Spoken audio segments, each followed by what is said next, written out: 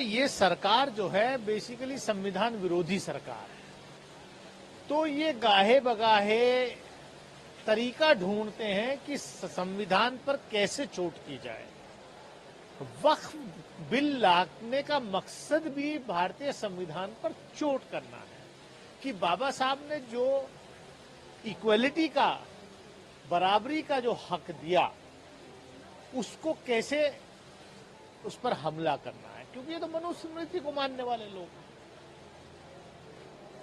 तो आज मुसलमानों के खिलाफ करिए, आप कल ईसाइयों के खिलाफ करिए, परसों सिखों के खिलाफ कीजिए, तरसों जो है हिंदुओं के खिलाफ कीजिए, जैनों के खिलाफ कीजिए। तो इनको तो लोगों को लड़ाए रखना है, पोलराइज रखना है समाज को किसी तरीके से। लेकिन सर, क्या वाकई जो वक्फ बिल है, क्योंकि संसद इस देश का कानून बनाता है और सरकार का काम लोगों के लिए वेलफेयर है, सरकार जब ये दावा करती है कि संशोधन बिल जो है तो मुसलमानों की भलाई के लिए, तो किस आधार पर आप लोग ये आरोप लगाते हैं कि ये मुसलमानों पर हमला है? ये तो साफ दिखाई दे रहा है। खाली भाजपा को ही मुसलमानों की भलाई नजर आ रही है, देश की और किसी पॉलिटिकल पार्टी को मुसलमानों की भलाई नजर नहीं आ रही है। आप भलाई कर रहे हैं या आप लूट रहे हैं? आप जो है जो अख्तियारात दिए गए हैं उनको छीनने का काम कर रहे हैं। ऐसे देश नहीं चलता। आपके सूबे के मुख्यमंत्री ने कहा है कि वक्फ बोर्ड के नाम पर अब जमीन की लूट नहीं होगी, अब भूमि जो है राजस्व की भूमि होगी, स्कूल, कॉलेज, हॉस्पिटल बनेंगे, अब लोगों को घर मिलेंगे, गरीबों के लिए पक्का मकान होगा। अब ये आ गया ना बात, 74% वक्फ की प्रॉपर्टी को अब उत्तर प्रदेश सरकार कह रही है तो सरकारी है। तो आपने मुसलमानों को भला किया या नुकसान किया? भाई, आपकी करनी और कथनी में कितना फर्क है? कितने मुंह से बोलती हो? इतने मुंह तो श्रीलंका वाले के भी नहीं थे जितने आपके हैं। श्रीलंका में आजकल प्रधानमंत्री मोदी हैं और दक्षिण के भारत को मिले, तो इसके लिए कहा है कि प्रधानमंत्री को वहाँ अथॉरिटी से बात करनी चाहिए, वो जमीन हमें वापस मिले। प्रधानमंत्री जो है इस ऐसे मसलों पर, तमिलनाडु का द्वीप वापस मिल जाए, चाइना ने जो कब्जा कर रखा है वो वापस मिल जाए, इस सब पर बात नहीं करते हैं।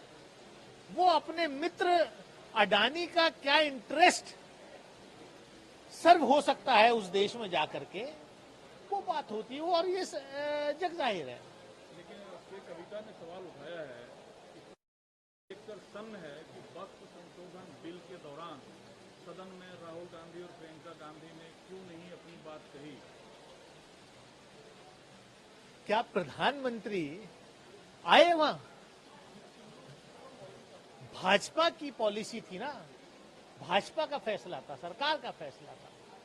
उनके गृह मंत्री बैठे, पार्लियामेंट्री अफेयर्स मिनिस्टर बैठे, लोग बोले तो पार्टी का फैसला था। क्या कांग्रेस ने जो इतनी मजबूत लाइन वक्फ पर ली है, क्या बिना राहुल गांधी और प्रियंका गांधी के लिए है? क्या बेवकूफी जैसे सवाल जो है इस देश में उछाले जाते हैं। लेकिन सर, अब संजय राउत को कर दिया, हमारे लिए अब ये चैप्टर क्लोज है, हम अदालत नहीं जाएंगे इस मसले को लेकर, क्योंकि कांग्रेस पार्टी सुप्रीम कोर्ट के दरवाजे पर है न्याय के लिए, फैसले के लिए। देखिए, अब क्या हर किसी को जाने की जरूरत थोड़ी है। जहां पर उन्हें फैसला करना चाहिए था, जहां पर बात रखनी चाहिए थी, वहां रख दी। तो अदालत तो कोई भी विक्टिम जाएगा, पॉलिटिकल पार्टी जाए ना जाए, पर्सनल लॉ बोर्ड जाए, वक्फ बोर्ड जाए, दानिश अली जाए, संजय दीक्षित जाए, कोई भी जा सकता है। तो कौन सा फर्क पड़ता है? एक सवाल सर और लेंगे, फिर बंगाल की राजनीति में आजकल उथल पुथल है, भाजपा वहाँ सरकार बनाने की दावा करती है हिंदुओं की रक्षा के लिए। जादवपुर विश्वविद्यालय में रामनवमी उत्सव मनाने की अनुमति नहीं मिली है, आपको पता है, इससे कॉन्ट्रोवर्सी पैदा होता है।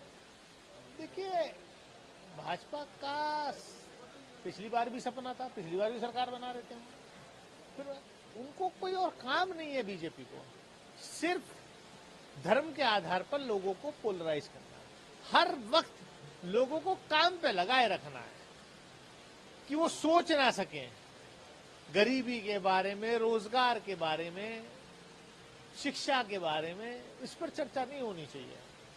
खाली मंदिर, मस्जिद, धर्म, यही सब जो है चलते रहना चाहिए।